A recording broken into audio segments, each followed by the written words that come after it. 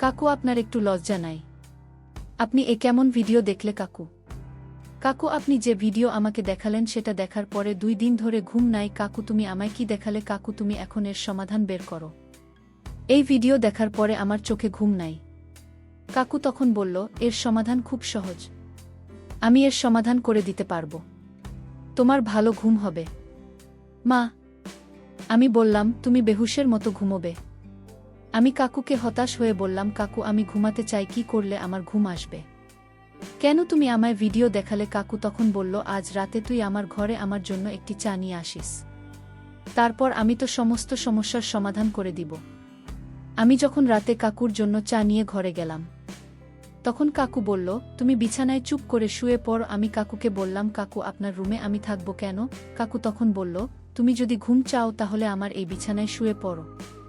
তারপর আমি যখন বিছানায় শুয়ে পড়লাম, তারপর কাকু আমার সাথে সারা রাত ধরে। বন্ধুরা, আমার নাম সালমা। এখন আমার বয়স মাত্র 14 কি 15 বছর হবে। আমি এবার 8ম শ্রেণী পাশ করেছি। আমার পড়ার খুব শখ ছিল, কিন্তু বাবা আমার লেখাপড়ার বিপক্ষে ছিলেন। আমি আমার মা এবং কাকাকে বললাম, আমি আরও পড়াশোনা করতে চাই। তাই এখন আপনারা দুজনেই আমাকে সাহায্য করুন এবং আমার বাবাকে রাজি করান। কাকার দিক থেকে অনেক চেষ্টা করেছিল, কিন্তু বাবা কিছুতেই রাজি হচ্ছিল না। কারণ সে বলতো, আজকাল স্কুলে পড়াশোনা কম আর প্রেম প্রীতি বেশি হয়। তখন কাকা বাবাকে বুঝিয়ে একভাবে আমার গ্যারান্টি নিলেন যে আমি এরকম কিছু করব না, শুধু পড়ালেখার করব। তখনই বাবা আমার স্কুলে পড়তে দিতে রাজি হন। আর কাকে বলেন, আজ থেকে সালমার দায়িত্ব তোমার। যদি সে এমন কিছু করে যা এই ঘর পরিবারের সম্মান ক্ষুণ্ণ করে, তাহলে সালমার সাথে তোমার ভালো হবে না। কাকা বাবাকে বললেন, ভাই, চিন্তা করবেন না, আমি সালমার প্রতিটি গতিবিধির উপর নজর রাখব। এই সময় আমি জানতাম না যে কার মনে কি ছিল আর কেন তিনি আমাকে এত সমর্থন করছেন। কিন্তু আসল ব্যাপার হলো, আমি কখনো ভাবিনি যে কাকার সাথে আমার বন্ধুত্ব এত গভীর হয়ে উঠবে। তারপর কয়েকদিনের মধ্যেই কাকা আমার সাথে গিয়ে আমাকে ক্লাস 9-এ ভর্তি করিয়ে দিলেন। প্রথম দিকে তো মন দিয়ে পড়াশোনা করতাম, স্কুলে কারো সাথে বেশি ফ্রি হতাম না, এবং স্কুলে যা কিছু হতো রাতে বাড়িতে এসে কাকাকে সব খুলে বলতাম। কাকা আমার সাথে খুব ফ্রি হতে শুরু করেছিলেন এবং আমি অনুভব করতাম যে তিনি আমার দিকে খুব অদ্ভুতভাবে তাকিয়ে আমাকে দেখতেন। কারণ আমার কাকিমা গ্রামে থাকতেন এবং আমার কাকা কাজের জন্য আমাদের বাড়িতে থাকতেন। তারপরে স্কুলে আমার একটি মেয়ের সাথে বন্ধুত্ব হয়, যার সাথে বন্ধুত্ব করার পর আমার জীবনে একদম বদলে যেতে শুরু করে। কারণ এই বন্ধুটি আমাকে বলেছিল যে আমার এনগেজমেন্ট হয়ে গেছে। একদিন সে আমাকে তার বাগদত্তার সাথে পরিচয় করিয়ে দিল। আমার বন্ধু আমাকে বলল, আমাদের বিয়ে ঠিক হয়ে গেছে। তাই আমরা দুজনেই একে অপরের সাথে, এবং এখন আমাদের মধ্যে আর কোনো পর্দা নেই। এরপর আমি আমার বান্ধবীর কাছে থেকে সবকিছু জানার চেষ্টা করতাম। হয়তো আমার এটা জানার বয়স তখন হয়নি, বা আমার বয়সটা এমন ছিল যে সব জেনেও আমি সহজে ভুল পথে চলে যেতাম। কিন্তু তারপর সেই ঘটনাই ঘটতে থাকে। আমিও সেই সব বিষয়ে আগ্রহী হতে লাগলাম। এর আগে কোনো ছেলের সাথে আমার বন্ধুত্ব ছিল না, তাই আমি যখনই এসব ভাবতাম তখনই কাকার চিন্তা আমার মাথায় নিজে নিজেই চলে আসত। তারপর আমি মনটা ঝেড়ে ফেলে মনে মনে বলতাম, সালমা, এসব তুই কি হাস্যকর কথা ভাবছিস? উনি তো আমার কাকা। কিন্তু তারপর আমার কাকার কথাও আচরণ আমার এই ভাবনাগুলোকে আরও উৎসাহিত করতে থাকে। কিন্তু কাকার মনের কথা আমি তখনও জানতে পারিনি। মাঝে মাঝে এমন ভাবতাম, কাকা হয়তো আমার সম্পর্কে একই কথা ভাবছেন, কিন্তু মাঝে মাঝে তার মনোভাব আমার উপর খুব কঠোর হয়ে যেত। তিনি আমাকে মনে করিয়ে দিতেন যে তোমার বাবা খুব কঠোর এবং তুমি যদি কোনো ভুল করো তবে তিনি তোমার পাশাপাশি আমার অবস্থাও খারাপ করে দেবেন। তার কথাগুলো শুনে নিজেকে আগলে নিতাম। স্কুলে গেলেই আবার ওখানে সেসব কথা শুনতে পেতাম। তারপর স্কুল থেকে বাড়িতে ফিরে বন্ধুদের বলা কথাগুলো ভাবতে শুরু করলাম। সেদিন কাকার কাছ থেকে বাড়ি ফিরলে তিনি এসে আমার পাশে বসলেন এবং কথা বলতে লাগলেন। কি ভাবছে জানি, তাও আবার এত গভীরতা নিয়ে কাকার দিকে তাকিয়ে বললাম, কাকা, জানো আমার বন্ধু আজ আমাকে কি বলেছে? প্রতিবারের মতো আজও আমি আমার মনের কথা কাকার সাথে ভাগাভাগি করতে লাগলাম। ছোটবেলা থেকেই আমার একটা অভ্যেস ছিল, আমি কাকে সব খুলে বলতাম, সেটা যেমন কথা হোক না কেন। এরপর কাকা আমার দিকে তাকিয়ে বললেন, হ্যাঁ বলো, তুমি কি বলতে চাও? তোমার বন্ধু তোমাকে কি বলেছে? আমি তাকে বললাম, আমার বন্ধু আমাকে বলেছিল ইন্টারনেটে অনেক ধরনের ভিডিও আছে, যেসব ভিডিওতে সব ধরনের তথ্য পাওয়া যায়। তাই আমি বলছি কি কাকা, তোমার যে মোবাইলটি আছে আর তাতে তো নেট প্যাকেজও আছে, তুমিও নিশ্চয়ই সেই ভিডিওটি দেখেছ। তাহলে কেন আমরা দুজনে একসাথে ভিডিওটি দেখি না? আমি মুখটা কাকার কানের কাছে নিয়ে এসে ফিসফিস করে কথা বলতেই তিনি বিস্ফোরিত চোখে আমার দিকে তাকাতে লাগলেন। আমার মনে হলো সে আমাকে একটা বোকা দেবে, কিন্তু তারপর হঠাৎ তিনি আমার দিকে মনোযোগ দিয়ে তাকালেন। সম্ভবত তার মনের মধ্যে কিছু সিদ্ধান্ত নিলেন এবং তারপর তিনি হাসলেন। কাকা আমার সাথে ফিসফিস করে কথা বলতে শুরু করলেন। তোর বাবার সামনে এমন কথা ভুলেও যেন বলিস না, নইলে তোর বাবা শুধু তোর অবস্থাই খারাপ করবে না, তার সাথে আমাকে ঘর থেকে বের করে দেবে, কারণ আমি তোর দেখভালের দায়িত্ব নিয়েছি। তখন আমার থাকার সমস্যা হয়ে যাবে। বাকি রইল ভিডিও দেখার কথা। ভিডিওটি দেখার জন্য তুমি রাতে আমার রুমে আসতে পারে, আমি তোমাকে সব ধরনের ভিডিও দেখিয়ে দেব। কাকার চোখে একটা উজ্জ্বল দুষ্টুমি ছিল, যা আমি সেই মুহূর্তে বুঝতে পারিনি। এরপর কাতার রুমে চলে গেলেন এবং আমি পড়াশোনা করতে লাগলাম। পড়তে পড়তে আত্মসময়ের কথা ভাবতে লাগলাম। এখন আমার মন বইয়ের প্রতি আগ্রহী ছিল না, আর আমি ভাবতে লাগলাম আজ রাতে কি ভিডিও দেখা হবে তো, কিন্তু পড়াশোনা করাটাও খুব জরুরি, কারণ কাকা পড়াশোনার ব্যাপারে খুব কড়া এবং আমাকে বলতেন তোমার পড়াশোনা আগে। তিনি বলতেন তুমি যদি পড়ালেখায় ভালো হও তাহলে তোমার বাবা বুঝবেন এবং তোমার স্বাধীনতার দরজা তোমার জন্য খোলা থাকবে। তার বক্তব্য আমার কাছেও একেবারে সঠিক মনে হতো। তাই আমি আমার মন থেকে সমস্ত কিছু মুছে ফেলে এক আগ্রহের সাথে আমার স্কুলে যেতে লাগলাম। আমি অপেক্ষা করতে লাগলাম কখন রাত হবে। রাত হলে শান্তিতে কাকার রুমে গেলাম। রুমে গিয়ে দেখি কাকা মেয়েদের পত্রিকা দেখছিলেন।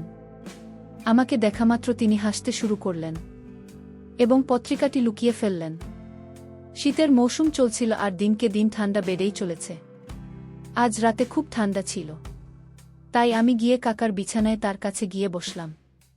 এরপর তাকে বললাম, এখন তাড়াতাড়ি ভিডিওটা দেখাও, না হলে বাবার আসার সময় হয়ে যাবে। তারপর আর সময় নষ্ট না করে কাকা আমাকে ভিডিও দেখাতে লাগলেন।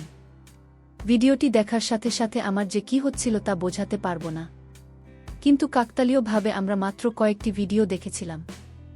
যখন বাবা আমাদের রুমে এলো এবং সে আসার সাথে সাথে আমার সাথে কথা বলা শুরু করলো, এত রাতে কার ঘরে কি করছো, তোমার রুমে যাও। বাবা খুব কড়া প্রকৃতির মানুষ ছিল এবং আমি তাকে অনেক ভয় পেতাম। তাই বাবা যখনই কথাটা কঠোরভাবে বলল, আমি সব ভুলে দ্রুত আমার রুমে চলে আসলাম। ভাবলাম বাবা কাকা রুম ছেড়ে নিজের রুমে যাওয়ার সাথে সাথে আমি আবার কাকার রুমে চলে যাব। কিন্তু এই রাতে বোধ হয় কাকার সাথে বাবার কিছু জরুরি কাজ ছিল। বাবা অনেকক্ষণ কাকার ঘরে বসে রই, আর অপেক্ষা করতে করতে আমি কখন ঘুমিয়ে পড়লাম বুঝতেই পারিনি। আর বাবা কখন যে রুম থেকে চলে গেল তাও জানি না। পরের দিন স্কুল থেকে ফিরে রাতের জন্য অধীর আগ্রহে অপেক্ষা করতে লাগলাম, কারণ আমি কিছু ভিডিও দেখে নিয়েছিলাম। আর যখনই সময় হল কাকার রুমে চলে গেলাম ভিডিও দেখতে। কিন্তু কাকা বললেন, এই মুহূর্তে আমি আমার অফিসের কাজ শেষ করছি, এক কাজ করো, কিছুক্ষণ পর আমার রুমে এসব ভিডিও দেখাত। সকাল থেকেই ভিডিও দেখার জন্য আগ্রহী হয়ে বসেছিলাম, তাই কাকার উপর একটু রাগ করে বসে রইলাম। আমার মোবাইলে হোয়াটসঅ্যাপ ইনস্টল করা হয়েছিল। তখন একটি নতুন নম্বর থেকে একটি মেসেজ এল। তার পাঠানো ছবি দেখে আমার চোখ বিস্ফোরিত হয়ে ওঠে। আমি শুধু সেই ছবিটি দেখছিলাম যখন সেই লোকটির কাছ থেকে মেসেজ আসতে শুরু করে। সে মেসেজ করেছিল, আমি তাকে একইভাবে উত্তর দিতে শুরু করলাম। তখন আমার মনে হলো আমার এই টাকাকে জানানো উচিত। আমি তখনই কাকার রুমে চলে গেলাম, কিন্তু তার রুমের দরজা বন্ধ থাকায় আমি আমার রুমে ফিরে এসে সেই অচেনা ছেলেটির সাথে কথা বলতে লাগলাম। তখন মোবাইলে মেসেজে কথা বলছিলাম। আমি যখন তাকে বললাম, আমি তোমাকে দেখতে চাই, এরপর আমি তাকে ভিডিও কলে কথা বলতে বললাম, কিন্তু সে অস্বীকার করল। এমন সময় রুম থেকে বের হতেই চোখ কলকাতার দিকে।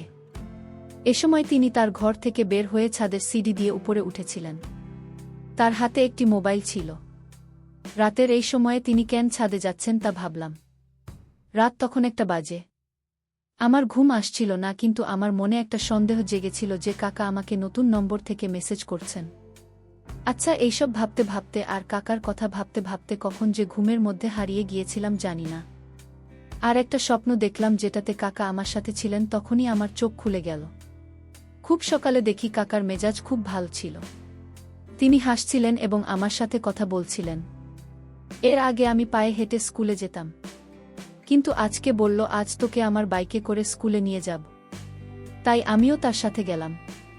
স্কুল শেষ হয়ে গেট থেকে বেরোতেই দেখি কাকা আমার জন্য অপেক্ষা করছিলেন। আমার মনটা আজ খুব খারাপ ছিল, কারণ আমার বান্ধবী আমার উপর রাগ করেছিল, কারণ আমাদের মধ্যে ঝগড়া হয়েছিল। পথে কাকা আমার মন খারাপের কারণ জিজ্ঞেস করলে আমি বললাম যে আমার বান্ধবীর সাথে আমার ঝগড়া হয়েছে, এজন্য আমার মন খুব খারাপ। তখন কাকে বলল আমাকে তোমার মন ভালো করতে দাও, দেখবে সব কিছুই তোমার খুব ভালো লাগবে। এরপর কাকা একটা বিরিয়ানির দোকানের সামনে বাইক থামান। তিনি জানতেন যে আমি বিরিয়ানি খুব পছন্দ করি। তারপর আমরা দুজনেই সেখানে বিরিয়ানি খেলাম। কাকা সেখানেও আমার সাথে মজার গল্প করছিলেন। এরপর কাকার সঙ্গে বাড়ি ফিরে এলাম। সেদিন আমার মা আর বাবা বাড়িতে ছিলেন না, মনে হয় কোনো আত্মীয়ের বাড়িতে বেড়াতে গিয়েছিলেন। তাই কাকা আমাকে জিজ্ঞেস করলেন, সালমা, তুমি তো আমাকে সেই ভিডিওটি আর দেখার কথা বললে না তো? তখন আমি তাকে বললাম, আমি এটি আগেই দেখে নিয়েছি। কাকা হঠাৎ চমকে আমার দিকে তাকাতে লাগলেন আর বললেন, কেমন করে দেখলে? তোমার তো শুধু হোয়াটসঅ্যাপ প্যাকেজ আছে। তিনি আমাকে কড়া গলায় জিজ্ঞেস করলেন। আমি তাকে বললাম, আমি একটি নতুন বন্ধু বানিয়েছি, সে পাঠিয়েছিল। আমি রাতে এসেছিলাম তোমাকে বলতে, কিন্তু কাকা তখন তুমি ঘুমোচ্ছিলে। এই কথা শুনে কাকা গভীর চিন্তায় হারিয়ে যায়। তিনি বলেন, তুমি এখন যাও। আমি আমার রুমে গেলাম। লাঞ্চে ফিরে এসে দেখি কাকা আমার মোবাইলে কিছু খুঁজছেন। আমাকে তার দিকে যেতে দেখে কাকা আমার মোবাইলটা টেবিলে রাখো। তারপর দুজনে একসাথে মিলে খাবার খেলাম। খাওয়ার সময় যখনই আমি কাকার দিকে তাকাতাম, আমার মনে হতো তিনি আমার দিকে আর চোখে তাকিয়ে আছেন। আমার মনে হলো সে আমাকে কিছু বলতে চাইছে, কিন্তু বলতে পারছে না। মনে মনে ভাবতে লাগলাম, কাকা একবার প্লিজ বলে ফেলো, আমি তোমাকে একটু বারণ করব না। তখন আমার চোখ কাকার মুখ থেকে সরে গিয়ে আমার মোবাইলের উপর পড়ে, কারণ আমি তখনও সেই অচেনা ছেলেটির মেসেজের অপেক্ষায় ছিলাম। সে তখন ও আমাকে মেসেজ করেনি, আর কাকা কিছু বলতে যাচ্ছিলেন। তখন আমি মোবাইলটা তুলে নিজেই সেই নম্বরে মেসেজ করতে লাগলাম, কিন্তু কাকা আমার হাত থেকে মোবাইলটা ছিনিয়ে নেয়। আমি ভেবেছিলাম সে হয়তো রাগ করছে। তখন কাকা বললেন, সালমা, খাওয়ার সময় মোবাইল ব্যবহার করা মোটেও ভালো কাজ না, তাই মোবাইলটা এখন আমার হাতে দাও। এই বলে সে আমার মোবাইলটা নিজের কাছে রাখ। আমি তাড়াতাড়ি খাওয়া শেষ করে কাকাকে বললাম, এবার তো আমার মোবাইলটা আমাকে ফিরিয়ে দাও। কাকে বলল, আমি তোমাকে দিয়ে দেব, আগে তুমি আজ আমার একটা উপকার করো। আমিও তাই করলাম। দ্রুত বাসনপত্র সংগ্রহ করলাম এবং তারপর আমার স্কুলের কাজ শেষ করলাম। এরপর রাত 2টা বাজতে আমি কাকার রুমে এসে তাকে বলতে লাগলাম, কাকা, এখন আমার মোবাইলটা দাও, আমার সেই বন্ধুর সাথে কথা বলবো। কাকা বললেন, আমার খুব মাথা ব্যথা হচ্ছে, যা আগে আমার জন্য সুন্দর করে একটা চা বানিয়ে নিয়ে আসো। কিছুক্ষণ পর চা বানাতে গেলাম। চা বানানোর পর রুমে এসে চা টেবিলে রেখে চলে যেতেই তখন কাকা আমাকে বললেন, তুমি আজ রাতে আমার রুমে থাকো। আমি অবাক চোখে তার দিকে তাকাতে লাগলাম। বন্ধুরা, তারপর কাকা আমার সাথে কি করেছিল তার পরের পার্টটা আগামীকাল আপলোড দেওয়া হবে। সেই পর্যন্ত সবাই ভালো থাকবেন। ধন্যবাদ।